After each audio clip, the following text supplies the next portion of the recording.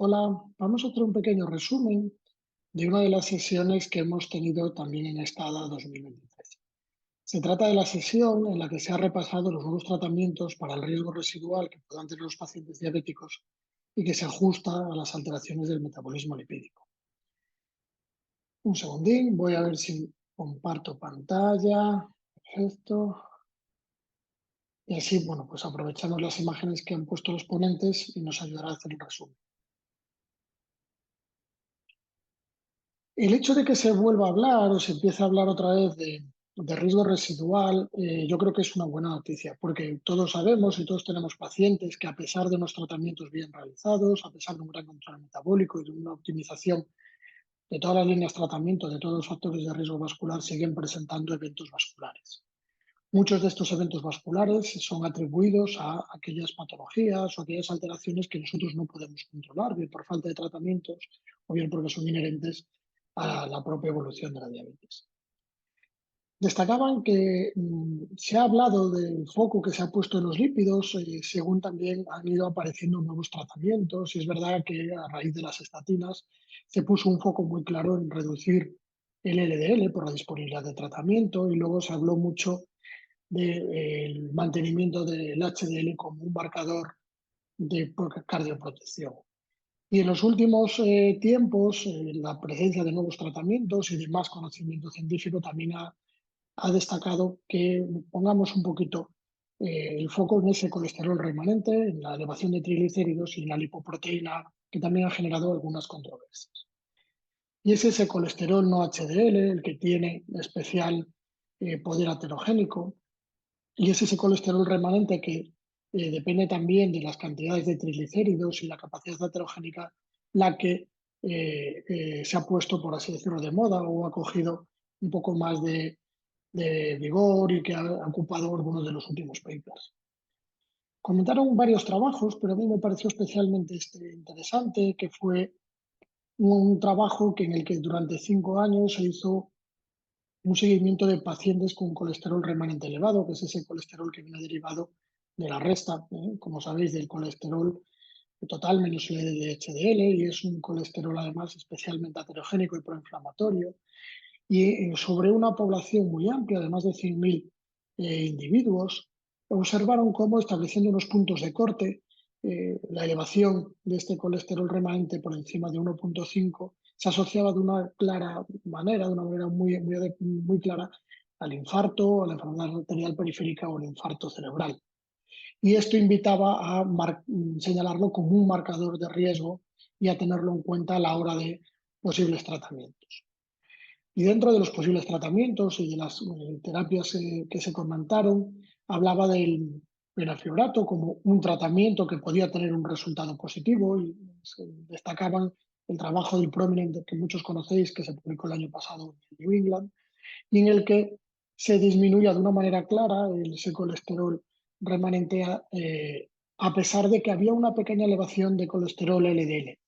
A pesar de esta pequeña elevación de LDL, se asociaba a una protección cardiovascular muy interesante, y esto daba pues, lugar también a un punto de controversia que bueno, daría casi para hacer una sesión aparte. Se habló durante la sesión de múltiples posibles dianas terapéuticas y nuevos fármacos, pero vamos a sacar un par de ideas porque muchas de estas ideas corresponden a trabajos de investigación básica y que todavía yo creo que están muy lejos de una aplicación clínica clara. Y habla también de cómo esos triglicéridos ricos en lipoproteínas generan partículas remanentes muy aterogénicas. Y además, esas partículas de triglicéridos remanentes contienen mucho más colesterol que el propio LDL. O sea que el LDL puede ser un marcador, pero hay otras partículas, como son los triglicéridos remanentes,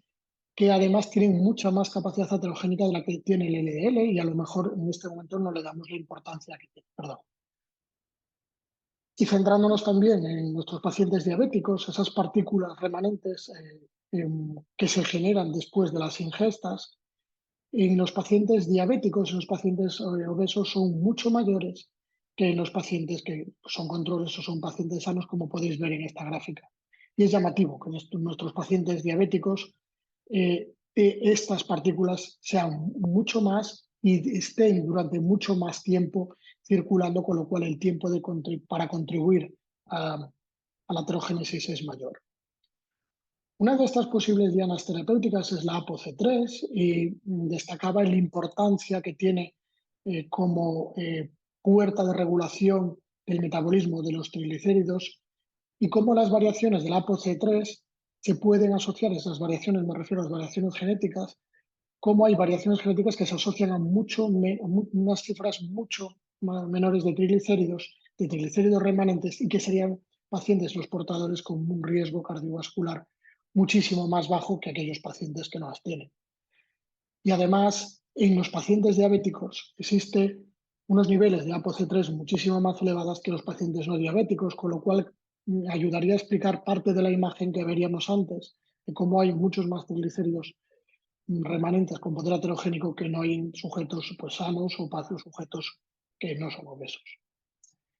Y además se han visto en estudios también, en algunos casos de investigación más básica, cómo aquellos pacientes que tienen mutaciones, a pesar de una dieta en un momento dado rica en grasas,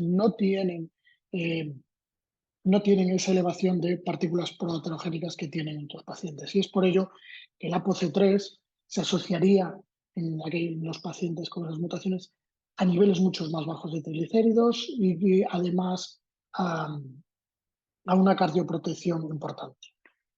Como posible diana terapéutica ha sido comprobada con el tratamiento con Olazarsen, en la que se ha visto cómo los pacientes en los que se daba esta medicación, es un oligonucleótido antisentido, disminuían estas partículas de triglicéridos y esta capacidad aterogénica. Otra de las moléculas importantes en las que se hizo hincapié fue el ANGPTL3, que regula la lipoproteína lipasa a nivel endotelial, con lo cual incidiríamos directamente en la lipólisis a nivel periférico y es muy, muy interesante cómo los pacientes en los que tienen también, en este caso, algún tipo de mutación, se puede llegar a reducir las cifras también de partículas proaterogénicas. La inhibición de esta enzima, a cargo, por ejemplo, de evinacumab, se comentó algún otro fármaco,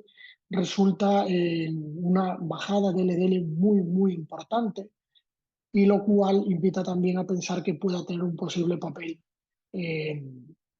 como diana terapéutica a lo mejor en un futuro. Se hablaron de muchísimas otras dianas, me parece que, como os comentaba, son moléculas o dianas terapéuticas que están un poco lejos de la clínica y yo creo que sí, bueno, sería interesante si nos pudiésemos extender. Pero vamos a hacer un último comentario sobre la lipoproteína. Es quizás más conocida que las anteriores que hemos comentado. Su poder proinflamatorio, su asociación a la expresión de citoquinas proinflamatorias, a disfunción endotelial, a migración de células musculares lisas, hace que haya cogido y haya tenido mucho predicamento últimamente. También sabemos que a día de hoy, dado que sus niveles están casi genéticamente determinados en 90%, hace que la midamos, pero con la esperanza de poder intervenir sobre ella, pero que a día de hoy no podemos. Sabemos que en distintas series, en distintos ensayos se ha asociado como un factor de riesgo cardiovascular importante, tanto en pacientes diabéticos como no diabéticos, y que en muchos casos hay muchos papers y hay muchos artículos en los que se ha valorado y se ha sugerido el hecho de que se mida para ayudar a calcular el riesgo vascular de nuestros pacientes y no solo los lípidos que hemos utilizado hasta ahora. Como estrategias terapéuticas sabemos que los cambios de estilo de vida tienen una limitación muy importante, pero que no debemos dejar de hacerlos. Los anti-PCSK9 también tienen una limitación, puesto que el poder de disminuir las cifras de lipoproteína son muy bajas y la esperanza viene dada por los ensayos que están en fase 3 de algunas de estas moléculas, como el pelacarsen, que es el que está yo creo que más cerca del mercado, que puede llegar a reducir hasta un 80% las cifras de lipoproteína. Y eso pudiese tener un efecto directo a la hora de reducir los eventos cardiovasculares. Habrá que esperar los estudios de seguridad cardiovascular que, si nos atendemos a lógica fisiopatológica, pues será un fármaco que podremos utilizar y deberemos utilizar. A modo de resumen, debíamos de pedir la hipoproteína a nuestros pacientes diabéticos. Como veis, hace pues escasamente 5 años no había idea de pedirla, no estaba claro que pidiésemos a todos los pacientes, sino a aquellos pacientes que tuviesen una historia cardiovascular importante en sus familiares. Y hoy en día sí que hay más unanimidad, que por lo menos hay que pedir una determinación de la hipoproteína porque nos va a ayudar a estratificar mejor a nuestros pacientes. A modo de resumen de una mesa que es verdad que con una aplicabilidad clínica no muy elevada, sí que es importante desde el punto de vista de la reflexión de que existe un riesgo cardiovascular de nuestros pacientes diabéticos a pesar de un tratamiento bien hecho, que el hecho de pautar una estatina a muchos de nuestros pacientes diabéticos no es suficiente porque existen otras partículas del metabolismo lipídico que no medimos habitualmente y que detrás de unas cifras del LDL corregidas pueden estar todavía con mucho poder aterogénico. Y es por ello que sí que lo deberíamos de tener en cuenta. Muchas gracias y espero que en una futura sesión podamos hablar de alguno de estos ensayos como fármacos que ya tenemos a nuestra disposición.